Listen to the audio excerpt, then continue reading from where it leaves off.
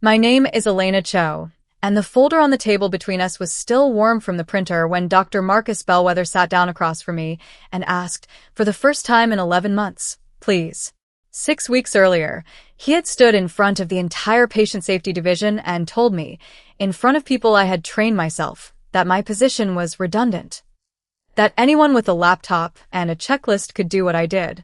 That I was, in his exact words, replaceable. Now his hands were shaking around a coffee cup he wasn't drinking, and the folder between us held the only proof in the building that could save the thing he cared about more than any of us, his name. I hadn't brought the folder to hurt him. I want to be clear about that because what happened over the next 3 weeks would test whether I actually believed that. But sitting there, watching a man who once couldn't be bothered to learn my last name suddenly needing me more than he'd ever needed anyone, I felt something I hadn't expected to feel. Not triumph. Not yet. Just quiet certainty that the truth I'd been quietly protecting for almost a year was about to become impossible for anyone to bury. He slid a pen across the table. "Help me fix this," he said, "and I'll make sure everyone knows it was you." I didn't move for the pen. Instead, I asked him the question I'd been waiting 11 months to ask. "Fix what, Marcus? The merger? Or the thing you did to make sure nobody found out what really happened to room 412? His face changed in a way I will remember for the rest of my life. To understand how we got to that room, you have to go back to the morning I was told I didn't matter. For 3 years I worked as the patient safety and quality coordinator at Ridgeview Memorial, a 400-bed regional hospital that liked to describe itself as a family. I built our incident reporting system almost from nothing, a spreadsheet and sticky notes operation that I turned into a real audit trail, the kind that catches small mistakes before they become lawsuits. I was 26 when I redesigned it. By 28, 3 other hospitals in the network had copied my protocol without asking. I didn't need credit. I needed the system to work. That was always the difference between how I saw my job and how Marcus Bellweather saw his. Marcus ran surgical services, and everyone knew he was being groomed for chief medical officer the moment Ridgeview's parent company finalized its acquisition of 2 smaller hospitals in the region. It was the kind of deal that made careers. Marcus talked about it constantly in meetings in the elevator, in the way he'd start sentences with "once we're a system of 6 hospitals," like it was already decided. The acquisition committee cared about exactly one number above all others: adverse event rates. Clean numbers meant a clean sale. Clean numbers meant Marcus's name on a press release instead of buried in a compliance footnote. I found out how far he'd go to protect that number on a Tuesday in March, when a routine chart review flagged an anesthesia dosing error in room 412. A patient named Diane Foster had been given nearly double her prescribed sedation during a minor procedure. She survived. She was fine, physically. But under hospital policy and state law, that kind of error required a formal serious reportable event filing within 72 hours. I drafted the report the same afternoon I found it. I sent it up the chain the way I always did. It never got filed. 3 days later, when I asked the surgical scheduling office why the SRE hadn't gone to the state board, I was told, almost cheerfully, that Dr. Bellweather had reviewed it internally and determined it didn't meet the reporting threshold. That wasn't his call to make. It had never been his call to make. And I had the original chart notes, time-stamped, showing exactly what threshold had been crossed. I didn't confront him that week. I'm not built that way, and honestly, I wanted to understand what I was looking at before I said anything I couldn't take back. So I did what I do best. I documented. Quietly, carefully, in a personal file outside the hospital system, I saved copies of the original incident report, the anesthesia log, the nursing notes, and the email chain where a scheduling coordinator confirmed the SRE had been held at Dr. Bellweather's request. I told myself I was just being thorough. Looking back, some part of me already knew I was building a record I might need someday. 2 weeks later, in a budget meeting about restructuring the quality division ahead of the merger, Marcus stood up in front of 9 other directors and recommended eliminating my position entirely. "Elena does good work," he said in the tone people use right before they take something from you. "But with the new systems coming online after acquisition, honestly, a lot of what she does could be handled by a checklist. She's talented, but she's replaceable." Nobody in that room knew what I knew. I sat there, calm, hands folded, while 11 months of quiet competence got reduced to a line item somebody wanted to cut. I didn't argue. I didn't defend myself. I just watched him say it, and I thought about Diane Foster's chart sitting in a folder on a hard drive he didn't know existed. They didn't eliminate my position that day.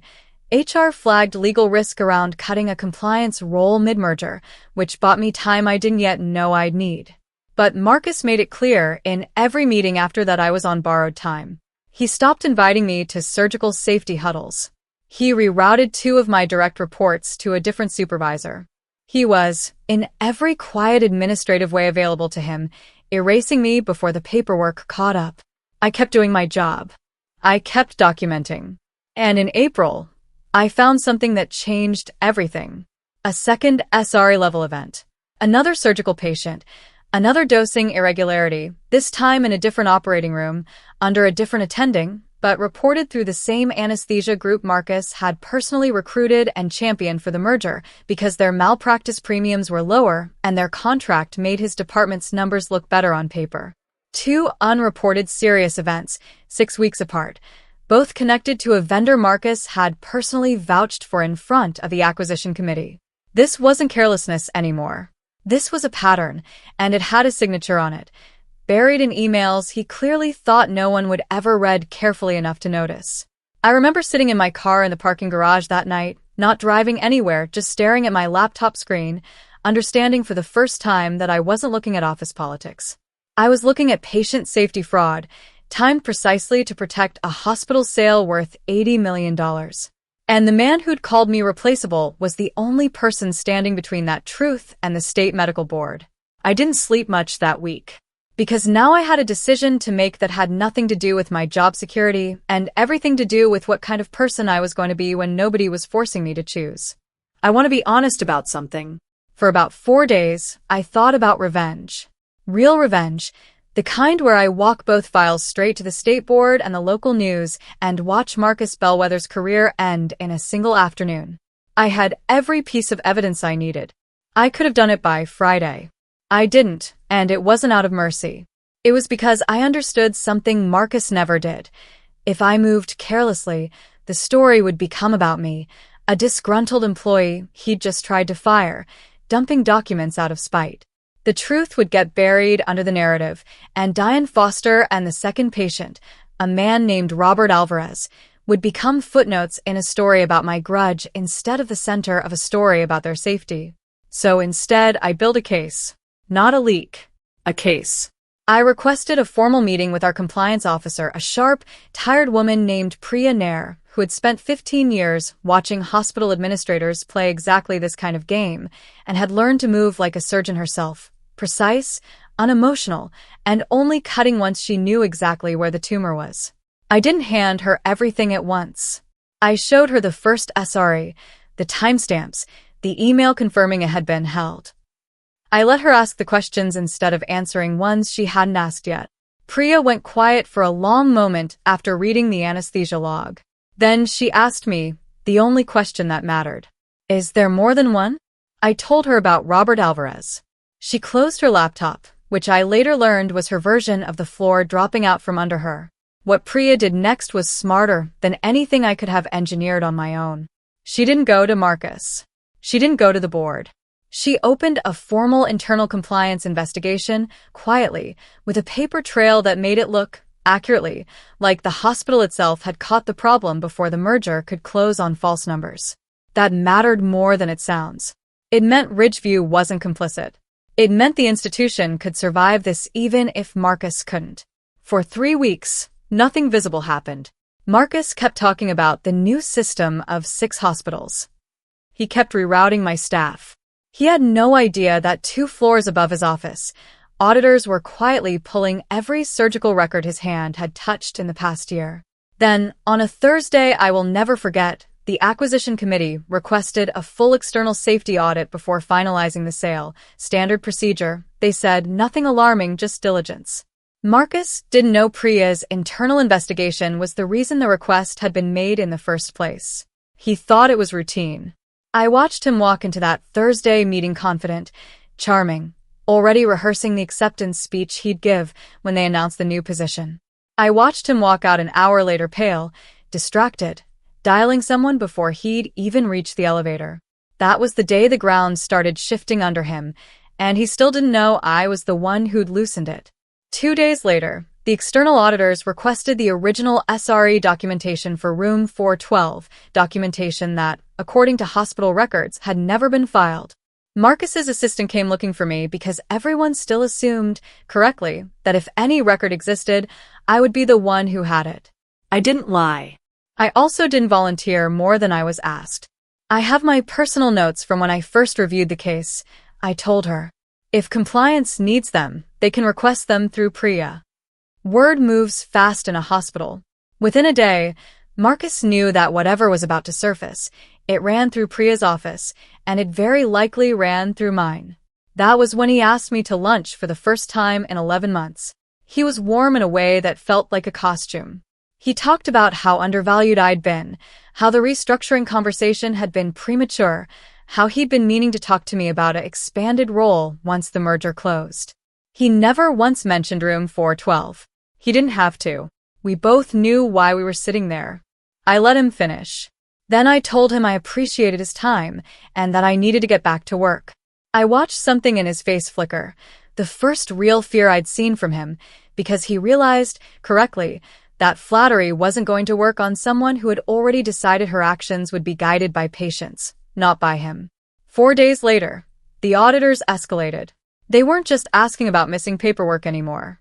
They were asking who had known and when and why 2 serious reportable events tied to the same anesthesia vendor had never reached the state board. Marcus's name started appearing in emails I wasn't supposed to see, forwarded to me by colleagues who trusted me more than they trusted him. People he'd sidelined were suddenly remembering things. A scheduling coordinator who'd confirmed the hold on the first report started talking to Priya voluntarily, terrified of losing her license for following an instruction she should never have followed. The walls weren't closing in on Marcus because I'd built them. They were closing in because he'd built them himself, one quiet decision at a time, and I had simply refused to help him hide the blueprints. By the following Monday, the acquisition committee had paused the merger pending a full review of surgical safety reporting under Marcus's department. $80 million on hold, because of 2 files he thought no one would ever read carefully enough to notice. That was the week he finally stopped pretending this was about anything other than survival and asked me, directly, to help him make it disappear. He called it getting ahead of the narrative. I called it what it actually was, asking me to help him lie a second time, more carefully than the first. We were in a small conference room on the 3rd floor, the one usually reserved for family consultations, which felt almost cruel given the circumstances. He'd requested the meeting himself. He brought coffee for both of us like that would matter. And that's where the story you heard at the very beginning of this actually happened. The folder, the pen he slid toward me, the pleas that had never once been part of his vocabulary when he thought I couldn't hurt him. "Help me fix this," he said, "and I'll make sure everyone knows it was you." "Fix what, Marcus?" I asked. "The merger? Or the thing you did to make sure nobody found out what really happened to room 412? He didn't answer right away. When he did, his voice had lost every bit of the polish it usually had. "I made one bad call under pressure," he said. "One. And it's about to cost me everything I've spent 15 years building." "You made 2, I said quietly. "Room 412 and Robert Alvarez. And you didn't make them under pressure. You made them on purpose to protect a sale, and you tried to fire the one person who could prove it." I watched him search for the anger he usually relied on, the tone that had worked on scheduling coordinators and junior residents for years. It didn't come. He didn't have the ground to stand on anymore, and some part of him seemed to know it. "What do you want?" he finally asked. "Because if this comes out the way it's heading, I don't just lose the promotion. I lose my license." I want to tell you that I felt sorry for him in that moment. I didn't, not exactly. But I also didn't feel the triumph I'd expected to feel either. What I felt was clarity. The same clarity I'd felt every time I sat down to write an incident report instead of looking away from one. "I don't want anything from you," I told him. "I never built that file to use against you. I built it because 2 patients deserve to have what happened to them written down honestly, and you made sure it wasn't. That's not something I can fix for you. It was never mine to fix. It was yours to have done right the first time. So what happens now? He asked. Now, I said, you do the one thing you haven't tried yet. You tell the truth before the audit forces it out of you. It's the only version of this where you get to keep any say in how your name gets written down. He didn't take that advice immediately. Pride doesn't die that quickly, even when it's the only thing left. For 2 more days, he tried other routes: a lawyer, a request to have the audit narrowed, a quiet attempt to reach a board member he'd golfed with twice. None of it worked because Priya had built the internal case so cleanly that there was no thread left for him to pull without unraveling himself further. On the 3rd day, he finally did the only thing that could have changed how this ended for him. He went to the compliance office himself before the final audit report was published and gave a full account: the first report he'd suppressed, the second, the vendor relationship, all of it on the record in his own words. It didn't save his position. He was removed as Chief of Surgical Services within the week, and the Chief Medical Officer track he'd spent 15 years building disappeared with it. The state board opened its own review. Whatever happens to his license isn't something I get to decide, and honestly, it isn't something I need to know the outcome of to feel like the truth did its job. What it did do was change how the story got told. Because he'd come forward before the report went public, Ridgeview was able to show the acquisition committee a hospital that had caught its own failure and corrected it, imperfectly, painfully, but honestly. The merger went through 2 months later, on cleaner terms, with a strengthened, independent patient safety office that no single department head could quietly override again. I was asked to help design that office. Not offered a token seat, asked, specifically by name, in a meeting where nobody used the word replaceable because everybody in that room had read exactly how replaceable I wasn't. Diane Foster and Robert Alvarez were both formally notified of the reporting failure, given the chance to pursue whatever action they chose, and both, as far as I know, are doing well. I think about them more than I think about Marcus. That feels right to me. This was never really his story. It just happened to be the one he tried to make disappear. I saw him once more, months later, in the parking garage where I used to sit and think, back when I was deciding what kind of person I wanted to be about all of this. He looked smaller somehow, not in a way I enjoyed. He nodded at me. I nodded back.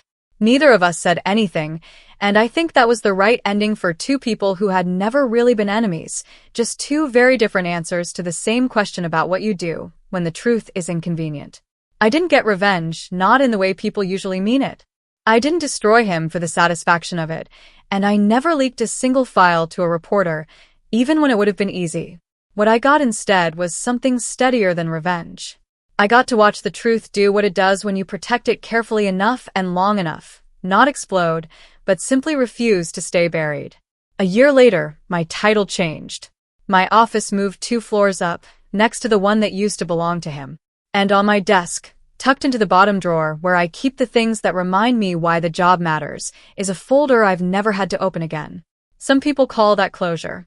I think of it as proof that patience, done right, is its own kind of power, and that the people who call you replaceable are usually the ones most afraid of what happens when you prove them wrong quietly, carefully, and without ever raising your voice.